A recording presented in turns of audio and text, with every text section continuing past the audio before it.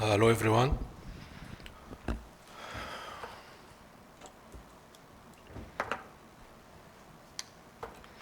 So Professor Hossam covered the Linke classification. We now know what are the curve types of AIS and what are the sagittal modifiers and lumbar modifiers. So I will about that. So the general principle of the system is that you fuse your major curve. So your major curve is always a structural curve. Even if in bending views, it goes less than 25 degrees. The major curve is always a structural curve. So you fuse your major curve and your minor structural curve while you let the minor non-structural curves to correct spontaneously after your fusion. So the first thing is how to select your upper instrumented vertebra. This is done in curves type 1, 3, and 6. Type 1 is the main thoracic, type 3 is the double major, and type 6 is the thoracolumbar lumbar main thoracic according to the shoulder balance. So if you have a right main thoracic curve with a right shoulder up, you can stop at T4 or sometimes at T5.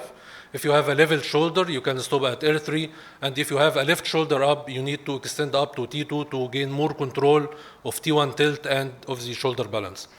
Also, the selection of upper instrumented vertebra is quite dynamic and depends on the magnitude of the main thoracic curve and how much correction you are planning to put into that curve.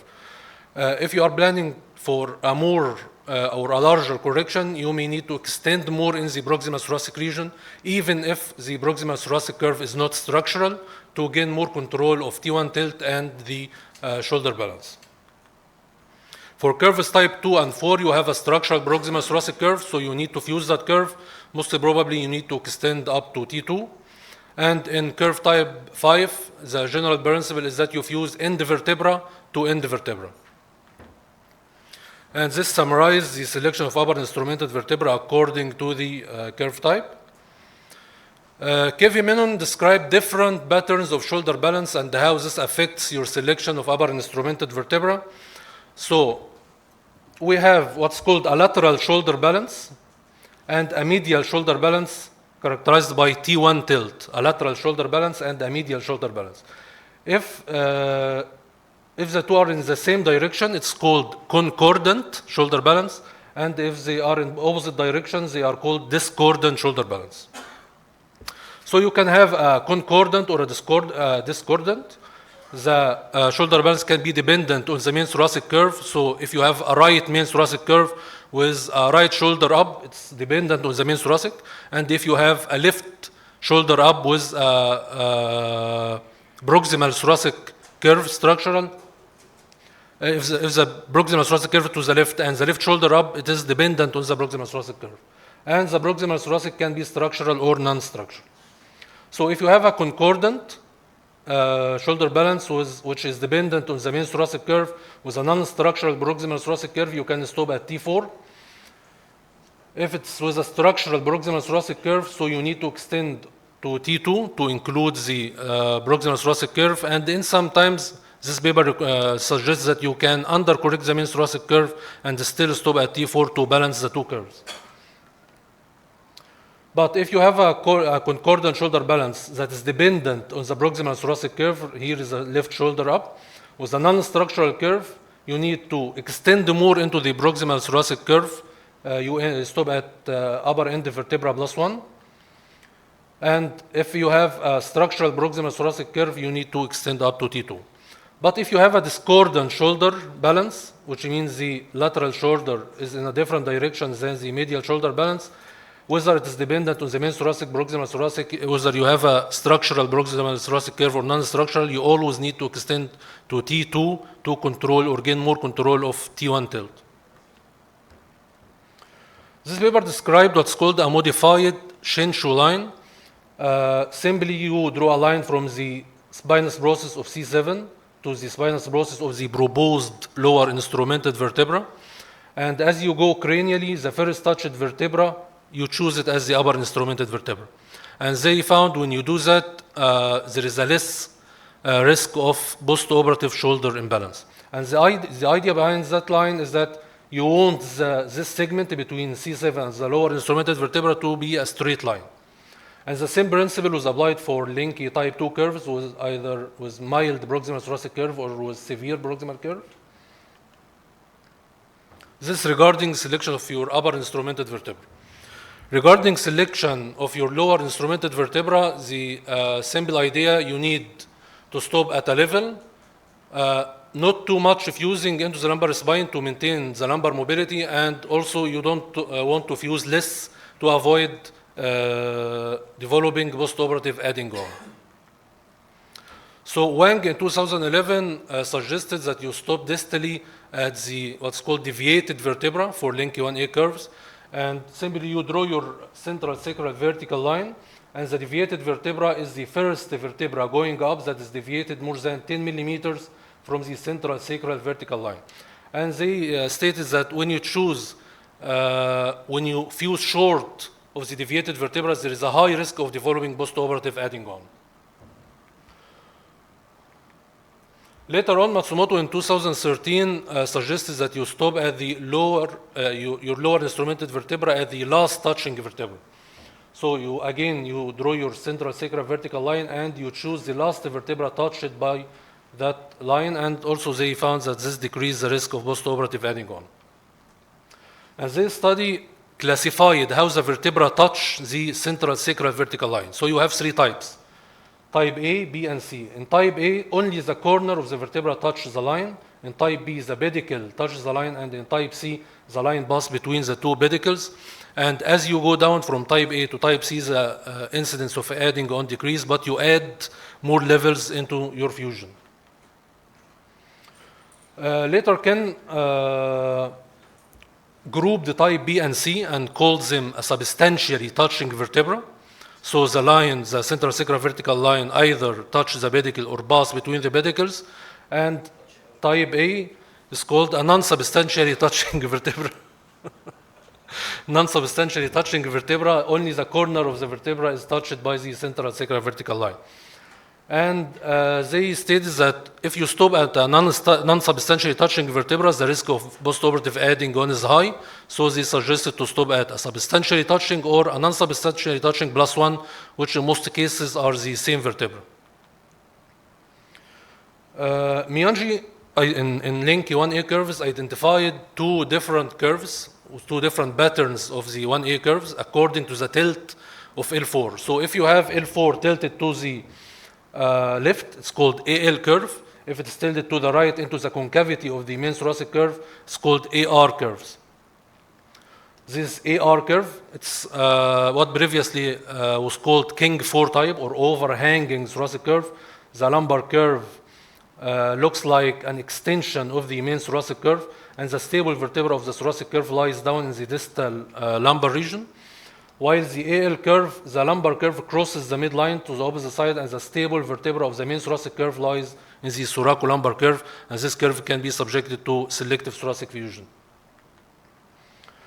And they found a trend toward more coronal decompensation and trunk shift to the right in AR curves. Later, Peter Newton again studied the distal adding on in these curves and found that AR curves have 2 times more likely to develop distal adding on, and they suggested that in AR curves you need to stop at least at neutral vertebra or last substantially touching vertebra to decrease the incidence of adding on. While in AL curves you can perform a selective thoracic fusion, you can stop at end vertebra plus 1, but you need to consider the age and the skeletal maturity of the patient, because with younger age group with less skeletal maturity, they can still develop distal adding on. Multiple papers describe different methods to select your lower instrumented vertebra, like this one suggesting that you can stop at supine last touching vertebra rather than standing, and they found that it provides an equal clinical and radiological outcomes. For Linky type 3C, 5C, and 6C, Professor Azmi Hamzaoglu and his Turkish group described traction under general anesthesia, trying to save L4, so instead of stopping at L4, you can stop at L3. And they published their 10 years report on these criteria. So they stated 5 criteria.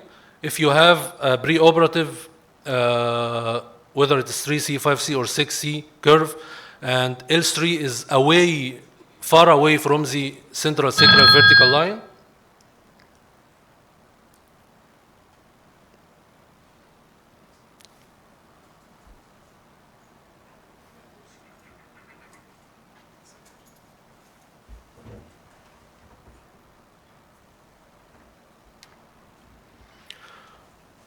So preoperatively, if L3 is away, far away from the central sacral vertical line, not touched, most of it is away or not included in the stable zone of Harrington. Using traction under general anesthesia before flipping your patient into prone position, if you find that L3 becomes intersected with the central sacral vertical line and more than 75% of it lies within the stable zone of Harrington, it becomes parallel or near parallel, less than 10 degrees tilt to the sacrum, and the rotation decreased by at least 1 degree according to the Nashmo method. You can stop at L3 and still gain a good outcome, either radiologically and clinically.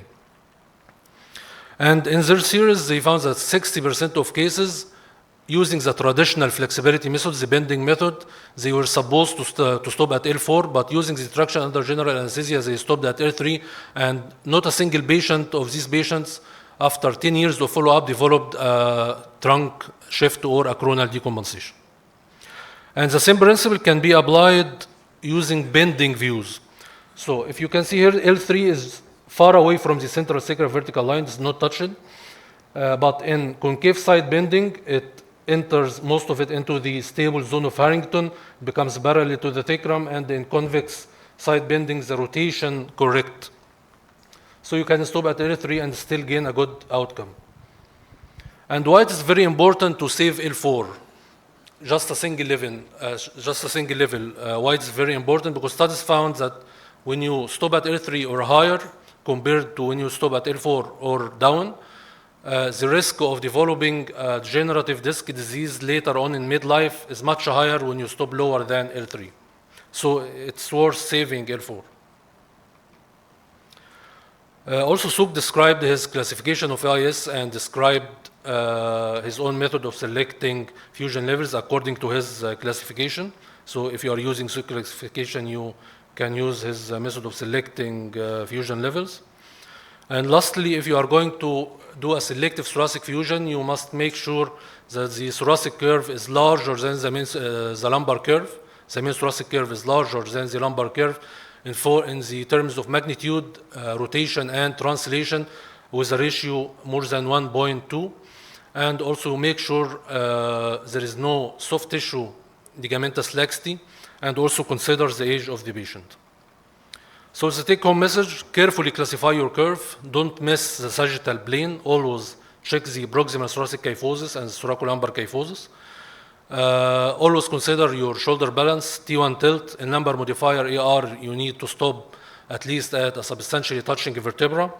In lumbar modifier AL, always consider the age of the patient as a skeletal maturity, and always think if you can save L4.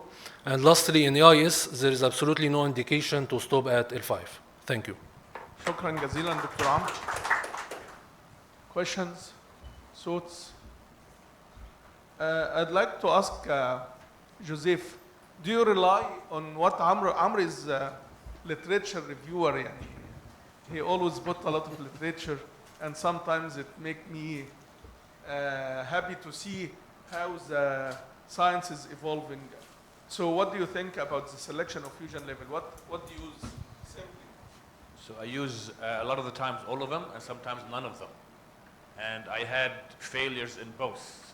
Sometimes I went by the book and I had add-ons. Sometimes I kind of and then I get good results. Sometimes I went end vertebra to end vertebra and I say, what am I doing? And patient's fine. And sometimes I go down to L3 and I know L3 is excellent and I have a horizontal L3, and 2 years later my patient like that. So what I'm trying to tell everyone here is these, you all need to know these. But sometimes even with everything you do, you might end up with the wrong result. The most important is try to save a level, even if it's not perfect. Saving L3, L4 I think is important for the long term, because these are 15, 14, 16-year-old girls. If they have a slight imbalance, long term, they will accept it. But if they have at 22 a degenerative L4, L5, that means they have chronic low back pain. دكتور حسام. طبعا سؤال صعب جدا. انا I use most of اللي انت قلته يا دكتور عمرو، وبرضه بأكونكر مع رأي دكتور جوزيف على فكرة انه it's not always predictable 100%, but we have to do our best. Our best is to follow the rules about the selection of the upper and lower instrumented vertebra. هي بس في حاجات متعلقة. اولا في كام حاجة كده احب اقول لكم عليها. اولا the more you correct the severity، يعني كل ما تصلح اكتر percentage wise اكتر، كل ما there are chances ان العين يطلع في imbalance شويه، او يطلع او يحصل له adding on، عكس ما ممكن الواحد يتخيل. يعني if you correct more you think يعني you've done a perfect job. You've done it now, but you might risk having a shoulder imbalance or an adding on distally. دي اول حاجه. الحاجه الثانيه رغم انه يعني fusing more levels might lead to less shoulder imbalance or less chances of having distal adding on. لكن on the other side, it gives less space for the spine to compensate on the longer term. يعني عشان كده ما تتخضش لما تعمل عمليه لعيان سكوليوز تلاقي الشولدر بعد العمليه باسبوع 2 3 shoulders are imbalance خالص. يعني انا شخصيا ما بعملش اشعاعات للعيانين في المستشفى. انا بعمل اشعاعات اول اشعه بعملها للعيان بعد 6 اسابيع من العمليه. ليه؟ عشان مش عايز ابص على الحاجات دي. ولو بصيت على ناتشرال هيستوري اوف شولدر امبالانس اون ذا لونج تيرم في العيانين سكوليوز هتصدم ان الغالبيه العظمى بيتحسنوا من غير ما تعمل لهم يعني اكستنشن اوف فيوجن اور اني ثينج. مور ليفلز احسن من حيث انك بتقلل chances اوف بروبلمز، لكن بيقلل الكومبنسيشن. سترونج كوركشن، انا راجل بكوركت جامد جدا، حلو وجميل وبرافو، لكن at the same time you have to think about balance. طيب هل السكرو